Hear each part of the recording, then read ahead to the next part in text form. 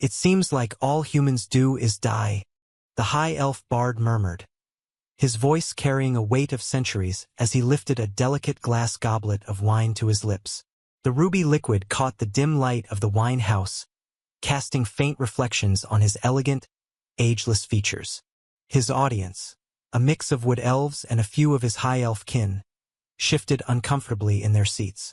The topic was far from polite, but the hour was late, the wine had flowed freely, and the company was exclusively elven. Wood elf settlements, though officially open to humans, rarely saw them stay for long. Their strange ways and fleeting lives made them uneasy neighbors. The bard's voice softened, though his words remained sharp. We've all thought it, haven't we? Even if we'd never say it aloud. Our tutors and craft masters teach us it's gauche to mention their lack of longevity. And they're right, of course. It's impolite, just as it would be impolite for me to comment on how I could never move as silently as you, my dear wood elf friends. He smiled ruefully, his eyes scanning the room. Every race has its strengths and weaknesses, or so we're told. But that's not the real reason we avoid the subject. The wood elves exchanged glances, their confusion evident. One of them, a merchant with calloused hands from years of trade, leaned forward. Then why don't we speak of it? If it's not just about politeness, what is it? The bard's smile faded, replaced by a somber expression.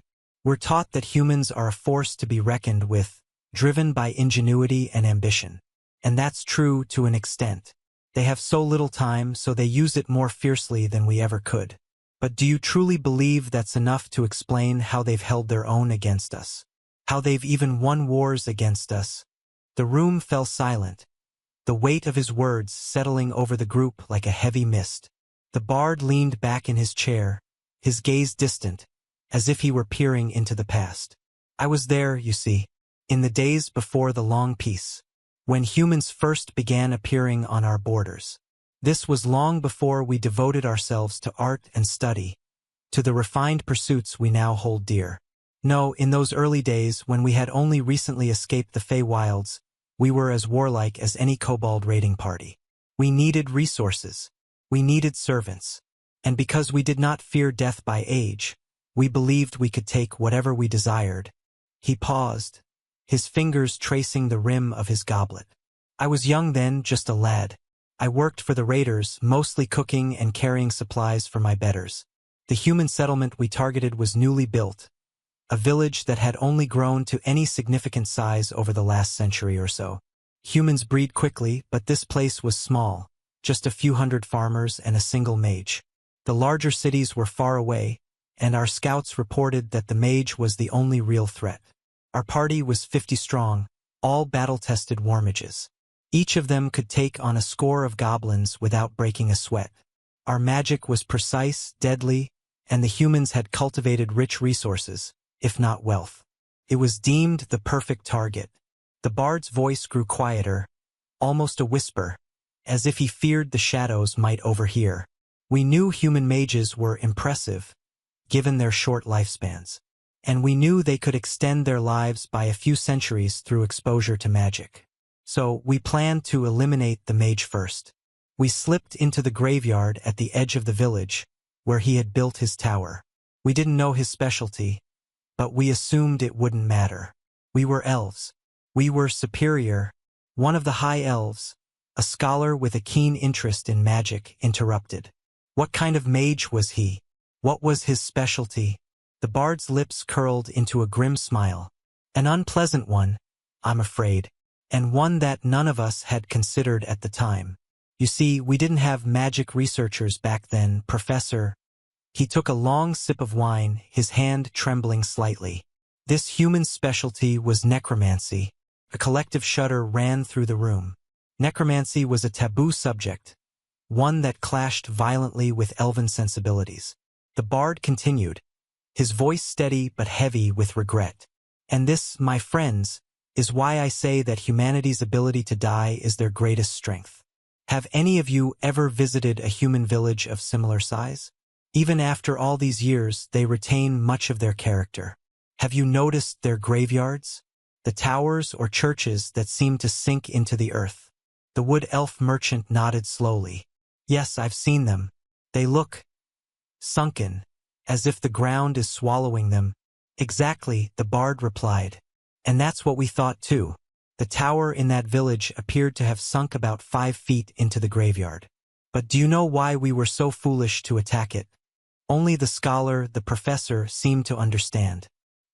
His face turned a sickly shade of gray-green as he muttered, "Raise the fallen."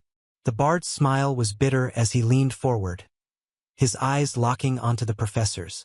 Precisely. The academic understands the geometry of it. But the rest of you, let me explain. The village was small, yes, perhaps a few hundred souls. And the spell, Raise the Fallen, only affects corpses within a certain radius of the caster. But here's where our longevity blinds us. We elves think so little of death that we don't consider its logistics.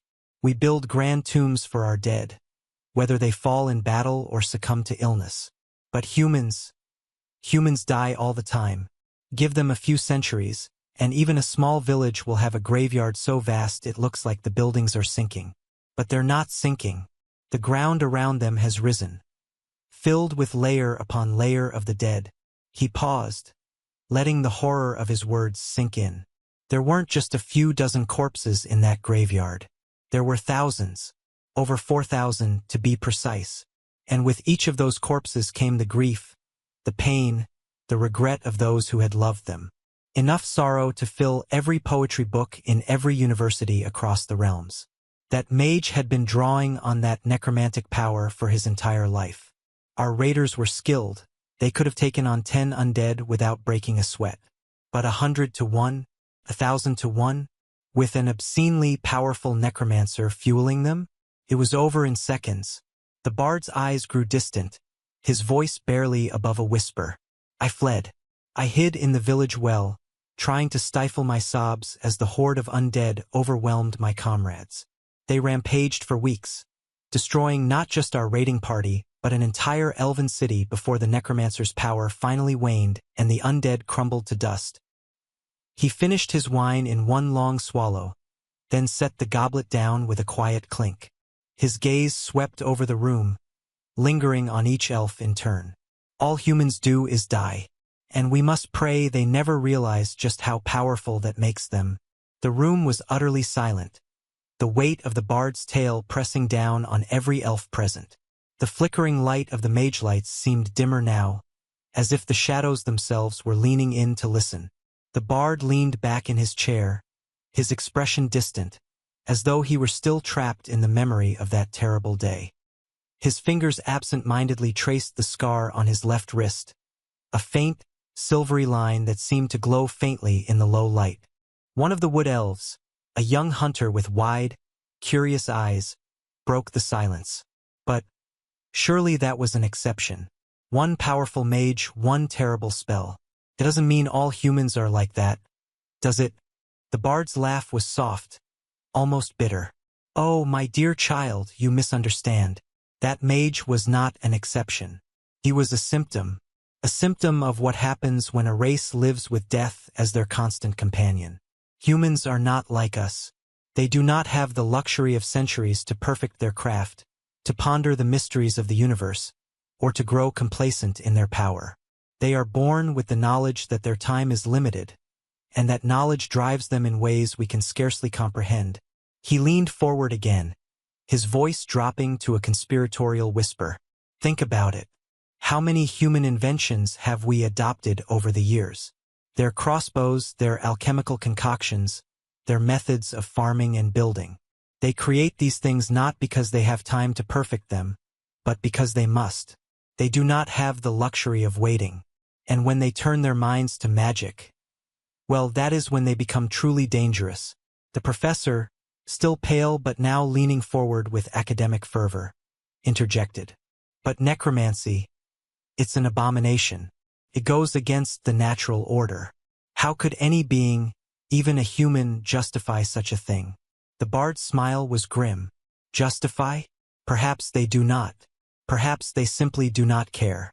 Humans are not bound by the same sensibilities as we are. They do not see death as we do, as a distant, almost abstract concept. To them, it is immediate, personal, and inevitable. And when faced with such a reality, some of them will do anything to cheat it. Necromancy is just one tool in their arsenal, and not even the most terrifying one. He paused, his gaze sweeping over the room. Have any of you heard of the human city of Valenford? No? It was a place of learning, a center of human scholarship. They had no great armies, no powerful mages. But they had something far more dangerous: curiosity. They sought to understand the fabric of reality itself. And in doing so, they stumbled upon a way to manipulate time. The room collectively held its breath. Time magic was a subject so forbidden, so dangerous, that even the most reckless elven mages dared not touch it. The bard continued, his voice low and steady. They called it the chronomancer's gambit, a spell that could slow time within a localized area. At first, it seemed harmless enough. They used it to extend the lives of their scholars, to give them more time to study and learn. But then, they began to experiment. They discovered that if they pushed the spell too far, they could create pockets of frozen time. Places where seconds stretched into hours and hours into years. And then they realized something even more horrifying. They could weaponize it. The bard's eyes darkened as he spoke. I saw it happen. A human mage, desperate to protect his city from an invading army, cast the spell on the battlefield. The effect was catastrophic. The invaders were frozen in time, their bodies trapped in an endless moment of agony. But the spell was unstable. It began to spread, consuming everything in its path. The city, the surrounding countryside, even the mage himself. All were caught in the spell's grip. To this day, that place is a wasteland, a frozen hell where time itself has broken. He leaned back, his expression haunted. And that is the true danger of humans. It is not their necromancy, or their time magic, or any other tool they might wield. It is their desperation, their willingness to do whatever it takes to survive, to protect what they hold dear. We elves have the luxury of patience, of caution. But humans, they do not. And that makes them unpredictable, dangerous. The room was silent once more, the weight of the bard's words settling over the group like a shroud. The wood elf merchant, his earlier bravado gone, spoke in a hushed tone. But surely we are stronger. We have our magic, our armies, our centuries of experience. How could they ever truly threaten us? The bard's smile was sad, almost pitying. Strength is not always measured in power, my friend. It is measured in will. And humans have a will that burns brighter and fiercer than any flame. They may die, yes, but in their short lives, they achieve things that we, with all our centuries, could never dream of. And if they ever turned that will against us in earnest, I fear even the mightiest of our kind would not be enough to stop them. He stood then, his movements graceful but heavy with the weight of his years. Remember this, all of you. Humans are not to be underestimated. They are not to be dismissed as fleeting, insignificant creatures. They are a force of nature, as unpredictable and unstoppable as a storm. And we must pray every day that they never realize just how powerful they truly are. With that, the bard turned and walked away, leaving the room in stunned silence. The elves sat there, their wine forgotten, as the weight of his words settled over them like a shadow. And in the dim light of the wine house, the scar on the bard's wrist seemed to glow faintly, a silent reminder of the price of underestimating humanity. The bard's departure left the wine house in a heavy, contemplative silence. The elves sat motionless, their goblets of wine forgotten, their minds swirling with the implications of his tale. The mage lights flickered softly, casting long shadows that seemed to stretch and twist like the tendrils of some unseen dread. The wood elf merchant was the first to break the silence, his voice barely above a whisper. But what can we do? If humans are as dangerous as you say, how do we protect ourselves? How do we ensure they never turn that will against us? The bard, who had paused at the doorway, turned back to face the room. His expression was unreadable, a mix of sorrow and resolve. We do not protect ourselves by fearing them, he said quietly. nor by underestimating them. The greatest mistake we could make is to treat them as lesser beings, as fleeting curiosities to be dismissed. No, if we are to coexist with humans, if we are to survive their rise, we must understand them. Truly understand them. He stepped back into the room, his presence commanding despite his calm demeanor. Let me tell you another story. One that may shed light on what I mean. The elves leaned forward, their earlier discomfort replaced by a rapt attention. The bard's voice, though soft, carried the weight of authority, and his words seemed to weave a spell of their own. Long ago, before the long peace, there was a human kingdom called Erinder. It was a small kingdom, insignificant by elven standards, but it was ruled by a queen of remarkable vision. Her name was Althea, and she was unlike any human leader I have ever known. She did not seek to conquer or dominate. Instead, she sought to build, to create something that would outlast her fleeting life. The bard's eyes glimmered with a strange mix of admiration and melancholy. Althea understood something that many of us elves struggle to grasp: the power of legacy. She knew that her time was short, but she also knew that her actions could echo far beyond her death. And so, she dedicated her life to forging alliances, not through force or fear, but through trust and mutual respect. He paused, his gaze sweeping over the room. She reached out to the elves, not as supplicants or rivals, but as equals. She sent envoys to our courts, bearing gifts of human craftsmanship and art. She invited our scholars to her libraries, where they could share knowledge and learn from one another. And she did something that no human ruler had ever done before. She asked for our help. The wood elf hunter frowned. Help? With what? With a project, the bard replied. A project that would benefit both our peoples. She wanted to build a bridge. Not just a physical bridge, but a bridge of understanding. A place where humans and elves could come together, not as enemies or strangers, but as allies. She called it the Amaranthan Accord. The professor, his earlier pallor replaced by a look of keen interest, leaned forward. And did it work? Did this accord succeed? The bard's smile was bittersweet. For a time, yes. The Amaranthan Accord became a symbol of hope, a testament to what could be achieved when our two peoples worked together. The bridge itself was a marvel of engineering and magic, a structure that blended human ingenuity with elven artistry. It stood as a beacon of unity, a reminder that even the most disparate races could find common ground. He sighed, his expression darkening. But such things are fragile. Althea's reign was brief, as all human lives are, and her successors did not share her vision. The accord crumbled not from without, but from within.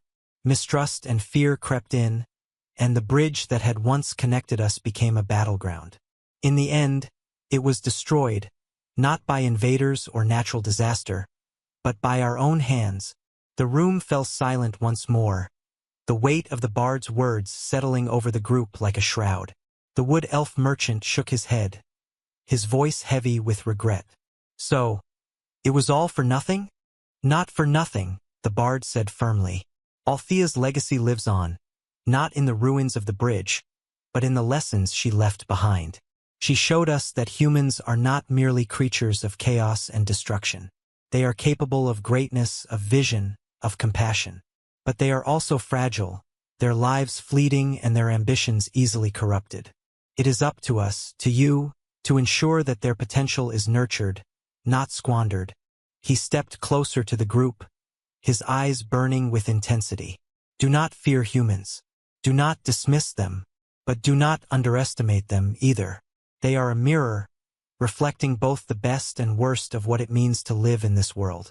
And if we are to survive the ages to come, we must learn to see ourselves in that reflection. With that, the bard turned and walked away, his footsteps echoing softly in the quiet wine house. The elves sat in stunned silence, their minds racing with the implications of his words. The mage lights flickered once more, casting long shadows that seemed to stretch into the unknown future. And as the bard disappeared into the night, his final words lingered in the air like a whispered prophecy. All humans do is die, but in their dying, they teach us how to live, The bard's departure left the wine house in a profound stillness, as if the very air had been drained of sound.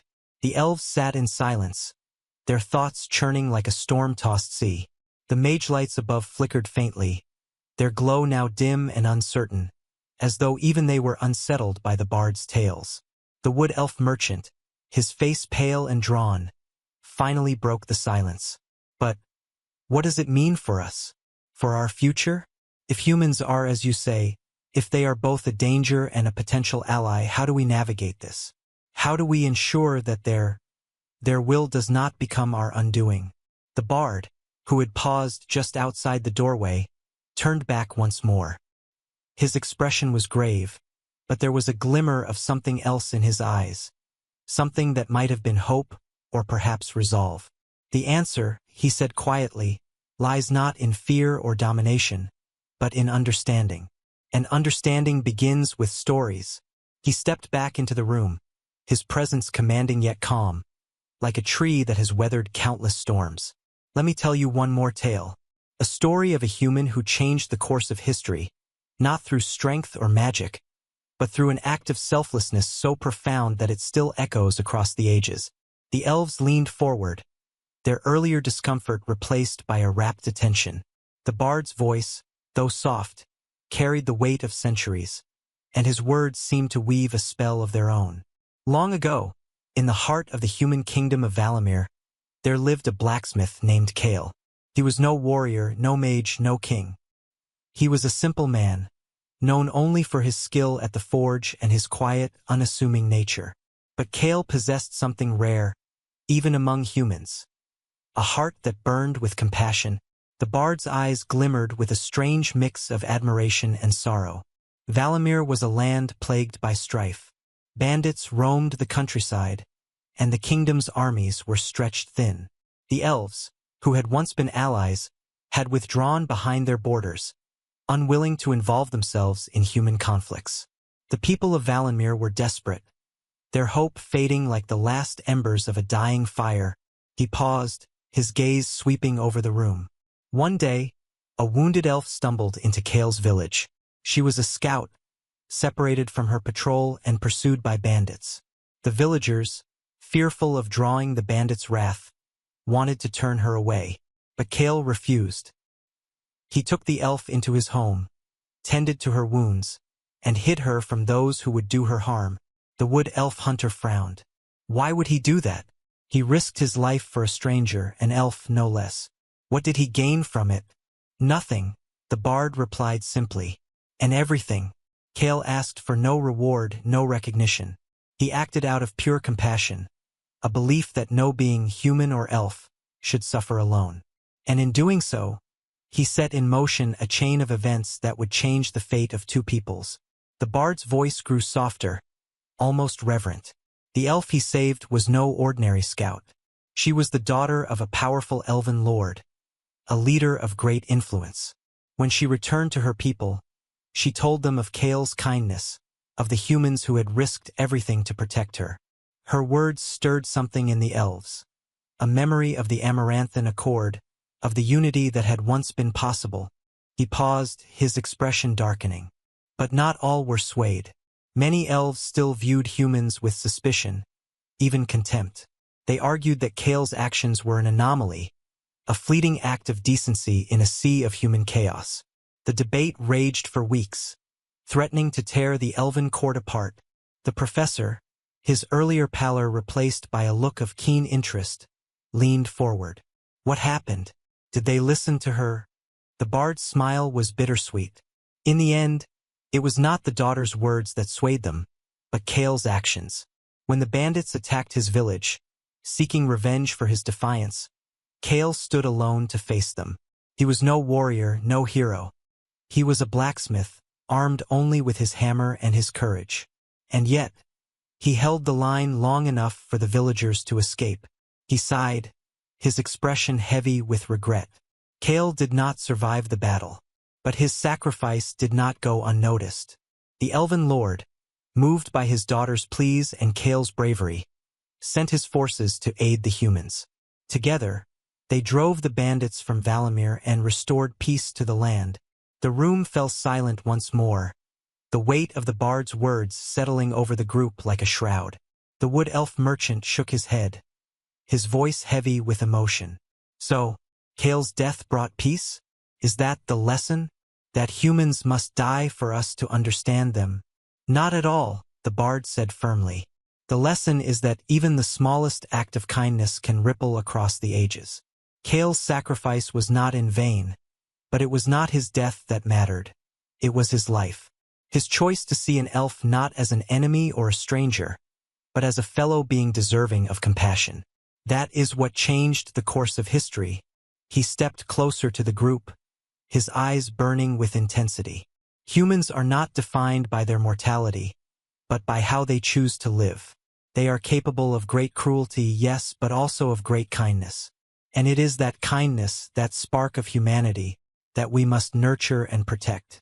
For in the end, it is not their strength or their magic that will determine our fate, but their hearts. With that, the bard turned and walked away, his footsteps echoing softly in the quiet wine house.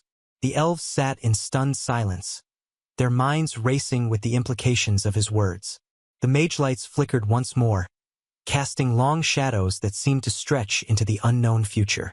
And as the bard disappeared into the night, his final words lingered in the air like a whispered prophecy. All humans do is die, but in their living, they teach us how to hope. The bard's final words hung in the air like the last note of a haunting melody, lingering long after he had vanished into the night. The wine house was silent, save for the faint crackle of the mage lights and the soft rustle of fabric as the elves shifted in their seats. The weight of his stories pressed heavily upon them, each tale a thread in a tapestry that revealed the complexity of humanity. A race so fleeting, yet so profound. The wood elf merchant, his face etched with a mixture of awe and unease, finally broke the silence. But what does this mean for us? For our future? If humans are, as you say, capable of both great destruction and great compassion, how do we ensure that their light outweighs their darkness? The bard, though no longer